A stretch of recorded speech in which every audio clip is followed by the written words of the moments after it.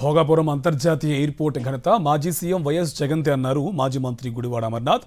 2019 ఎన్నికల నోటిఫికేషన్ ముందు ఓట్ల కోసమే చంద్రబాబు ఎయిర్పోర్ట్కు మళ్లీ శంకుస్థాపన చేశారని గుర్తు చేశారు.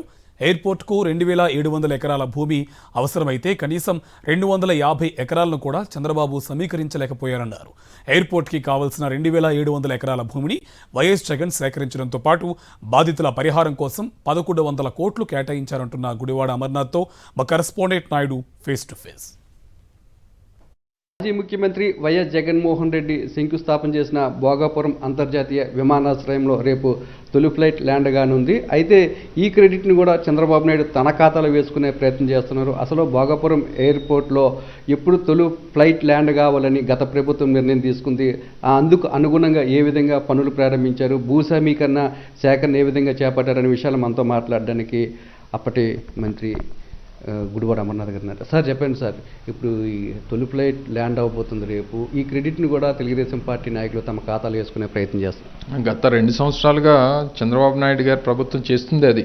సో కొత్తగా వారు చేసినటువంటి కార్యక్రమాల గురించి వారు చేసుకునేటువంటి కార్యక్రమాల గురించి చెప్పుకునేటువంటి పరిస్థితులు కానీ లేదా చేసినటువంటి సందర్భాలు కానీ గత 2 సంవత్సరాలు లేవు. కాబట్టి సహజంగా జగన్మోహన్ రెడ్డి గారు తలపెట్టినటువంటి కార్యక్రమాలు, ఆయన చేపట్టినటువంటి సంక్షేమ కార్యక్రమాలు, వీటి పేర్లు మార్చుకొని వారి క్రెడిట్గా చేసుకునేటువంటి కార్యక్రమం మాత్రమే గత 2 సంవత్సరాలుగా జరుగుతూ ఉంది. భోగాపురం ఇంటర్నేషనల్ ఎయిర్పోర్ట్ అనేటువంటిది ఉత్తరాంధ్ర ప్రాంత ప్రజల తాలూకా కళ.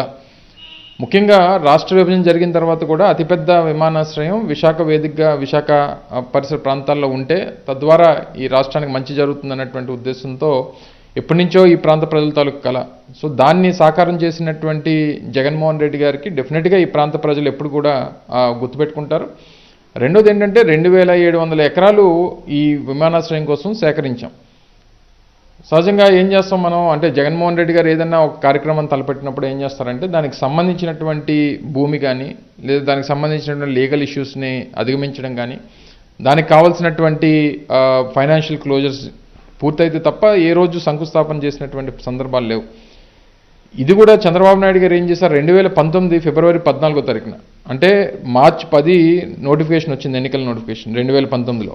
అంటే కరెక్ట్గా 24-25 రోజుల ముందు ఎన్నికలు వచ్చేస్తున్నాయి, ఏదో ఒక రకంగా ప్రజలకి ఏదో చెప్పుకోవాలనేటువంటి ఉద్దేశంతో 2700 ఎకరాలకి కనీసం 250 ఎకరాలు కూడా అంటే కనీసం 10% భూమి కూడా సమీకరించకుండా శంకుస్థాపన చేసినటువంటి పరిస్థితులు ఉన్నాయి. ఈరోజు ఏంటంటే నేను అప్పుడు చేశాను 2019కి ఆ పొజిషన్ ఏంటి, 2019కి ఆ రోజు భూమి లేదు, కోర్టు ఇష్యూస్ ఉన్నాయి, ఏ రకమైనటువంటి ఫైనాన్షియల్ క్లోజర్ లేదు, ఏది జరగకుండా శంకుస్థాపన చేసి ఇది నా ఘనతనంటే సహజంగా చంద్రబాబు నాయుడు గారికి ఆయనకు వెనతో పెట్టినటువంటి విద్య. అది హైదరాబాద్లో హైటెక్ సిటీ గురించి కానీ లేదా ఔటర్ రింగ్ రోడ్ గురించి కానీ హైదరాబాద్ ఇంటర్నేషనల్ ఎయిర్పోర్ట్ గురించి కానీ దేని గురించన్నా ఇది నా ఘనత అని చెప్పుకునేటువంటి తాపత్రయం చంద్రబాబు నాయుడు గారు మొదటి నుంచి ఉంది.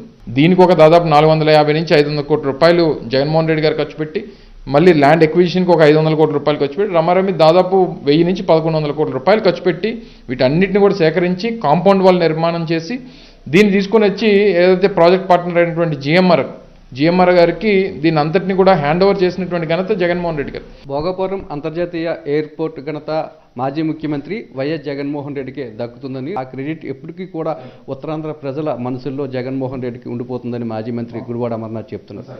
కెమెరామెన్ శంకర్తో నాయుడు, విశాఖపట్నం.